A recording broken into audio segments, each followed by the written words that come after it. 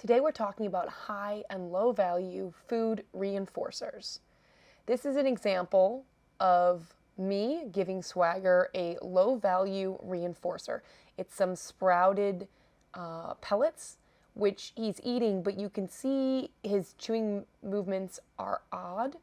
And what we're about to see is that he is not a fan of this food.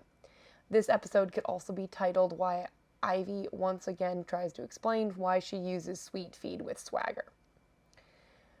I have worked to try to use as low value reinforcers with Swagger as possible. The first 10 months I had to use the German horse muffins, which are very high value because I needed something that I could roll to him because I couldn't hand feed him at the beginning. And even into February and March, I couldn't consistently hand feed him, so I had to use the muffins. But since I've been able to consistently hand feed him, I've switched to hay stretcher combined with sweet feed. And that has been working really well, though when I tried to move more toward hay stretcher and less sweet feed, Swagger chooses to not participate. And even here, his chewing is a little slower, his engagement is lower, and you'll see when I switch back to his original food. So we're going to watch some of this in real time. You can see his chewing movements are different than before. So I'm going to move over to the mat. So we've been doing stationing training. I marked because he touched his cone there, but see that lean back? He doesn't normally do that when we're just doing our basic stationing. He's also not reaching for his cone much. He's really not into the food. So you might need to refer back to this part when we skip ahead and you see when I switch back to his other food. I do speed up some of this video, but I left a lot of this the same because I wanted you to see, so I could tell he was nervous, but I wanted you to see the real-time footage for some of this. He just wasn't trying as hard as I was used to. He clearly is fine eating it, but is a little uncomfortable. Again, they're stretching his neck out as he's not as comfortable. So I'm using what I would say is low value, and he's not really wanting to engage.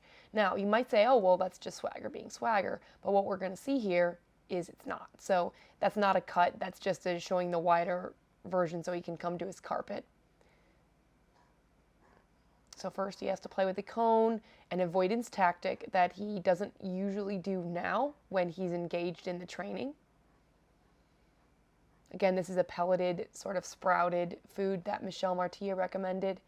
There's another little spook, which again, somewhat normal, but usually at this point in the training, after being warmed up, feeding him by hand is easy. But you'll start to see him reach almost with, one of these times he's going to take it almost with his lips or his teeth there, like almost like he's trying to bite it in half. He doesn't do that when he likes the food he's getting. He does that when he's not happy with the food he's getting. He's sort of mashing it with his front teeth. Like there, he kind of took it and then dropped it. So what I'm going to do is I'm going to fast forward because I didn't want to cut anything out. So I'm heavily reinforcing, but he left. He left in the middle of being reinforced. So I walked, fixed the cone, moved a couple things around just to set it up differently.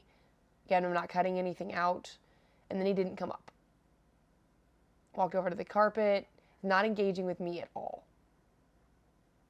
Standing by his cone, not even touching his cone though. Very unusual for him, very unusual behavior. So I walk over to the middle. Comes up, so I'm heavily reinforcing. He can mark, or he touches the target, I mark and reinforce, still using the low value reinforcer. He's kind of like, not so sure. More avoidance behavior. More avoidance behavior. And he kind of comes over, but he doesn't step quite on the mat. He comes up to me. I'm offering him the easy hand target. I'm still feeding him. Everything's easy. And then he walks away, offering easy behaviors like the hand target. And he's doing it, but not well. He's still standing really far away from me. And I can tell by like when I'm feeding him that he's not too into it. A lot of avoidance behaviors in between.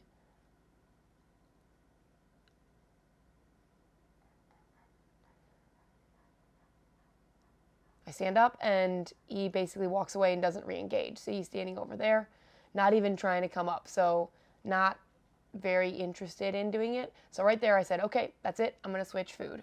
So I dump out the sprouted food and I grab his normal mixture of hay stretcher and sweet feed.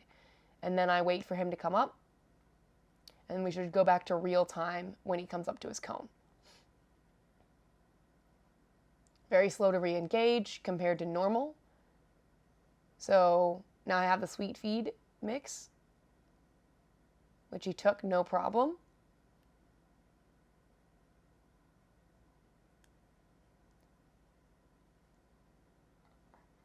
So I'm showing this in real time so you can see his chewing will be different. And then right away he goes to engage with the cone, I think, here. Or if he steps toward me, that's totally fine too.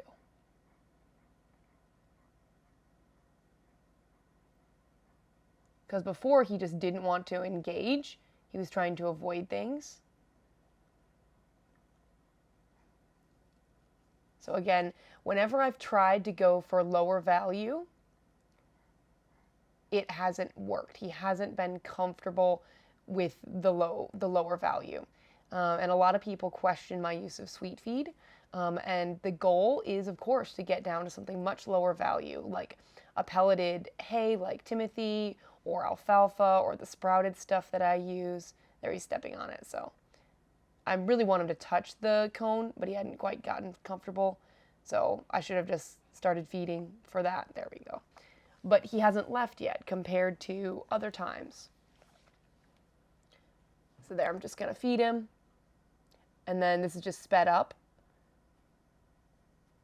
So here I'm just getting his interest again with the hand target. So now we go to the mat, which he puts his foot on. So I'm reinforcing a lot, reinforcing just for any engagement. He's happy to eat the food. This is his normal mixture. And then we're going to continue on and immediately see how he follows and engages. Where before he was like, I'm not sure I want to try. So what we're going to see here is that he is going to try a little bit harder. He is going to engage. And instead of leaving, he's going to go from station to station, and pretty quickly. Also, no avoidant behaviors.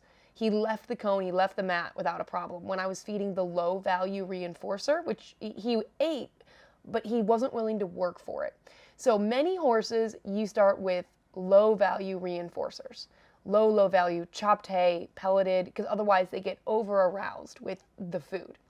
Stick around, because the next clip is going to be my mare, Firefly. She's 5 years old, and I use Swagger's feed mix, which is a mix of hay stretcher and sweet feed.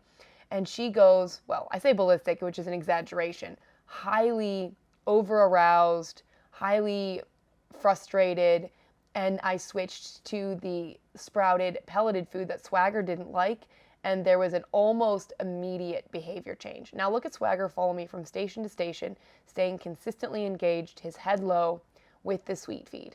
This is why I use it and haven't switched to anything lower.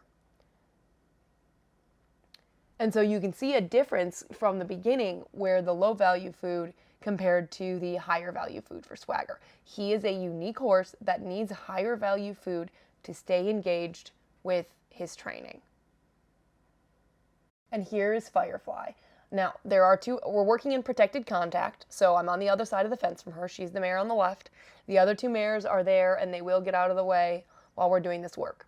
So I'm working along this fence line to help her lead better, to move with me instead of marching ahead. This was during a lesson with Michelle Martiya, and I'm using the leftover mix from Swagger, which was the hay stretcher and sweet feed. You can see irritation there in the way she whipped around. I'm just asking her to walk with me. She's not wild. She's totally friendly. She overdoes everything, which is why we're doing this training with her. So I'm just asking her to walk slowly with me. And you can see she's whipping her head over. I always feed through the fence, but she still gets frustrated. And this is a few minutes into the training session. So remember, she's not a spooky horse. She's not wild. She's completely domestic. I've had her since I raised her. So she's very used to people, loves working, but was over-aroused with this mix of food. And it wasn't like it's consistently using the sweet feed, but just very much it's too much for her. She can't think. And she's a great example of why you need low value food when you start with a horse that's really into it. And it's the job of the owner or the trainer to find that low value food that the horse will work well for, but doesn't get them over aroused where it's all about getting that next bite of food. And I am feeding her large handfuls. They're the slight ear pin, slight irritation, wanting to get that food really, really fast. You know, sticking her head over even though I don't feed her there. And so I should have recognized, I'm digging at the very bottom. So actually what happened was fortuitous, like there, swinging the head around, a tail swish. She knows how to line up, but she's doing it anxiously. So I should have, the good news is I did run out of food. And so down near here, there's a shed where I keep Timothy pellets that I bought for Swagger, which of course he doesn't like because they're too low value. So I just kept them in a bucket. So they were still good. And I was like, let me go grab those, see if they'll help Firefly. I do cut out the little bit where I walk and go get it. She's really trying to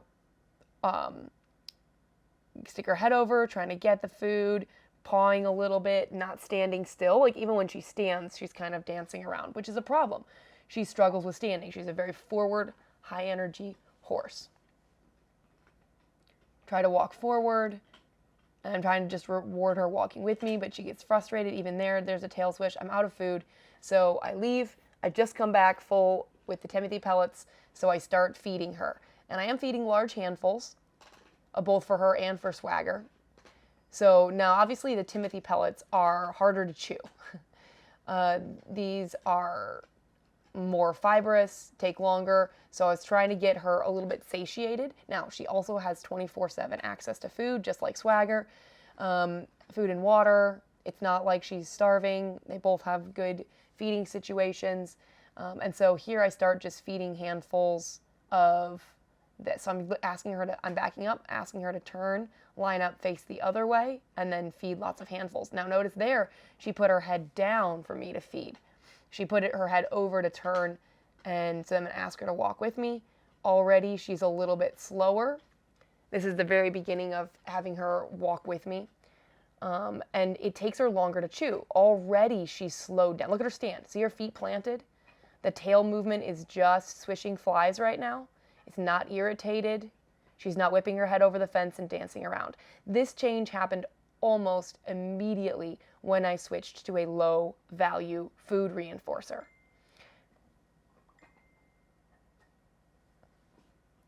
Now, it didn't mean she was perfect walking with me. Since I did this, I've had 2 more sessions along the fence and she's walking much, much better. But I'm sticking with a very low value reinforcer that takes her a while to chew. One of the big changes that happened immediately is this grounding while she's standing. If you go back to just a few minutes ago, she wouldn't even stand still. I'm waiting for her to come up and forward, just looking for a step or two, waiting for her to match me and not go ahead. That's the problem, is she'll stay with me, no problem, but she surges ahead. So I just wanted to show this behavior. Look at the relaxed standing, the chewing with the head down. Much different, and a great example. Both of these sessions were the same day. Great examples of how using the correct food reinforcer for your horse is important. Some horses will need a very high value food reinforcer, and you need to do that no matter what people are telling you. And then if your horse gets over aroused and easily frustrated, you need to switch to a low value food reinforcer to help keep your horse satiated, calm, and relaxed.